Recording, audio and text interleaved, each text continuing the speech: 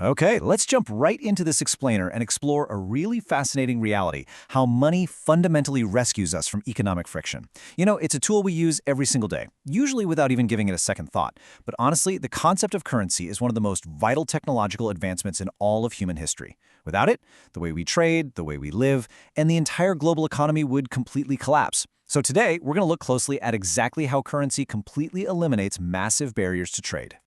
I want to kick things off by asking you to picture a pretty absurd but highly practical scenario. Think about how you'd pay for your modern conveniences, like, say, that brand new smartphone, if you only had the skills or goods you personally produce. If you're a farmer and your main output is a harvest of wheat, how exactly do you translate physical grain into a piece of high-tech electronics? Like, how many sacks of wheat does a phone actually cost? And more importantly, does the Apple Store employee even want your wheat? It's an incredibly awkward situation, but it's exactly the problem humanity faced for millennia. Because before currency existed, humans relied entirely on the barter system. It was a deeply frustrating type of economy where direct trade was literally the only way to get what you needed. There was zero money to act as a go-between. So, if you had extra grain and you wanted clothes, you had to go find a weaver and offer your grain directly for their fabric. It was just a straight exchange of goods and services for other goods and services. And sure, that sounds simple in theory, but in practice, it creates a massive logistical nightmare. Just look at the sheer absurdity of trying to match your specific excess goods with someone else's specific needs. Imagine being a farmer with 5 kilos of wheat who just wants to sit down and read a book. Or think about someone with an extra pair of spectacles trying to trade them for a mobile phone. What if you have 2 whole cows but you just want a couple of chickens? Or you have a black pen but desperately need a blue one. To actually make a trade happen, these people have to find someone who not only has what they want, but also wants exactly what they are offering.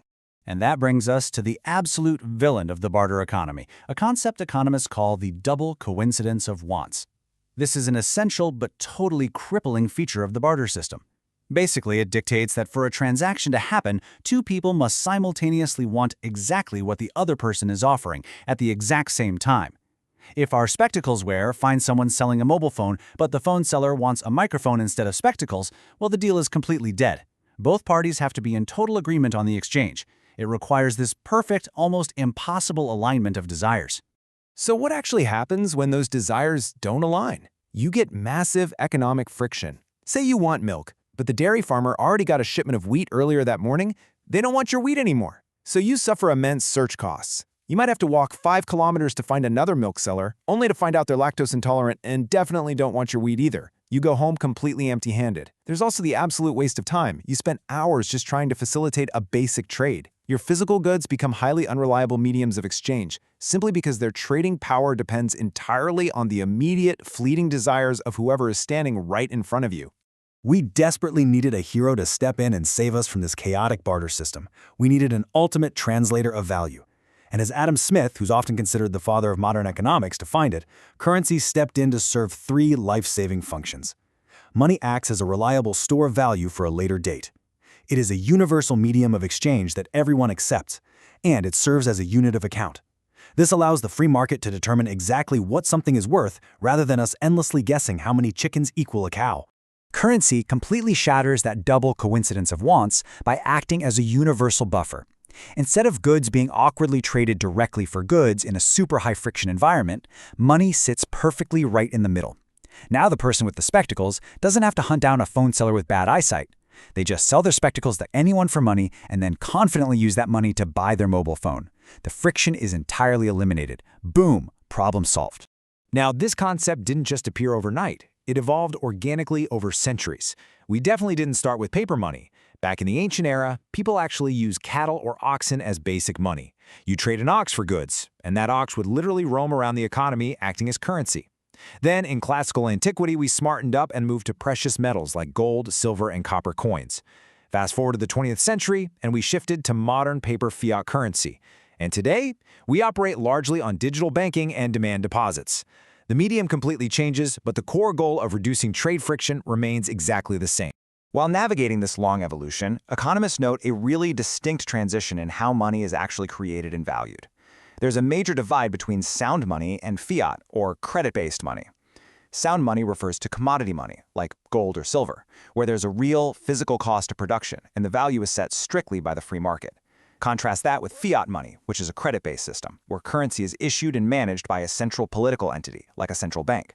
It's essentially an IOU from a bank, created largely through loans and credit, rather than, digging a physical commodity out of the ground. To truly wrap our heads around modern fiat currency, consider a standard 20 rupee note. In India, this currency is authorized by the central government through the Reserve Bank of India, or RBI.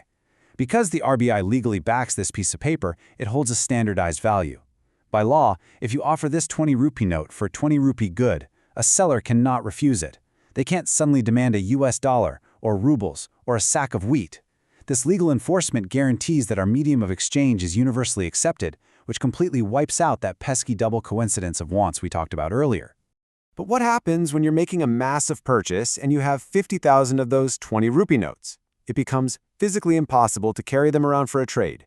And this is where modern banking jumps in with demand deposits. Instead of hoarding stacks of physical cash, you take it to a banking institution. The bank holds your money, and in return, they become liable and accountable to you. Whenever you demand that money back, they have to give it to you right then and there. It's not locked away for a fixed term as an investment. It's available immediately on demand. So you get the security of a bank with the absolute liquidity of cash. Because we have these demand deposits, we eliminate the physical friction of trade almost entirely. Just think about how a simple check works. You aren't awkwardly handing over briefcases of physical cash anymore. You're just writing out a paper instruction. Person A writes a check, deducting money from their demand deposit. Person B takes that piece of paper to their own bank. The bank verifies the instructions, and magically, the currency is transferred to Person B's account. We've gone from trading heavy cows to carrying coins to simply passing along little pieces of paper that seamlessly transfer our digital wealth. And that brings us to perhaps the most profound impact of currency: specialization. This is a real game changer. Because money guarantees you can buy what you need, you don't have to be a farmer, a weaver, and a builder all at once just to survive. You can just be a software engineer or a teacher. As more and more people specialize, they become highly skilled, processes become scalable, and the overall economy grows faster, producing cheaper and better goods for everyone. Money is the ultimate buffer that makes this incredible economic scalability possible in the first place. So, as we wrap up this explainer, I want to leave you with a truly humbling thought. Look around at the device you're using right now. Think about the food sitting in your kitchen. If our modern world suddenly lost its currency tomorrow, and we were plunged right back into the double coincidence of wants, how many miles would you literally have to walk, and what items would you have to desperately offer up just to barter for your next meal? It really puts into perspective how this incredible medium of exchange keeps our fast-paced lives from grinding to an absolute halt. Thanks for exploring this with me, and I'll catch you in the next one.